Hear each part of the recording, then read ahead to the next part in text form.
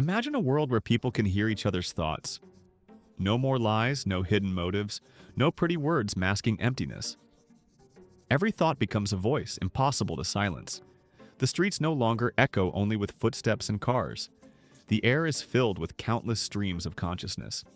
Someone worries about trivial things. Someone dreams of the future. Someone hides anger behind a smile. Everything concealed is suddenly revealed. At first, people rejoice. It feels like the dawn of absolute honesty. Relationships change, or long arguments vanish, since the truth is now audible without words. Politicians cannot deceive, merchants cannot trick, and neighbors cannot hide dislike behind polite greetings. Yet the joy does not last. Open thoughts do not bring peace. They strip people of silence and of the right to an inner world.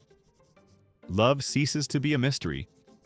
Lovers no longer wait for confessions, for they instantly hear doubts, fatigue, or the desire to leave. Friendship crumbles when envy and old grievances shout too loudly. Families collapse when everyone knows what the other feels, and words like, "I'm fine," lose their meaning. Workplaces transform. Meetings vanish because everyone already knows what others think. But politeness disappears as well. Colleagues realize who despises whom, who secretly hopes for another's failure, who dreams of escaping elsewhere. The atmosphere becomes unbearable. Slowly people understand, secrecy is not an enemy, but a shield. Silence is not deception, but a chance to remain human. The human mind was always a private refuge, a place to argue with oneself, to doubt, to make mistakes without fear of judgment. When that refuge is destroyed, a person is left without a home, so they begin to search for escape. Some flee to mountains and deserts, chasing quiet.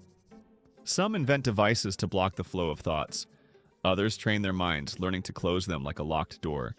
But most realize the same truth. Real freedom is the right to keep one's thoughts private. Thoughts become the most valuable resource. Their protection is worth more than gold or power. Humanity learns at last that it cannot survive without secrets, without unfinished words, without the safety of an inner monologue. For these are the very things that make us human, not open books to be read without permission. And so one question remains: what matters more? Absolute honesty or the ability to preserve a private world within? There is no single answer. Each person must decide. But one thing is certain: if one day thoughts become audible to all, humanity will never be the same again.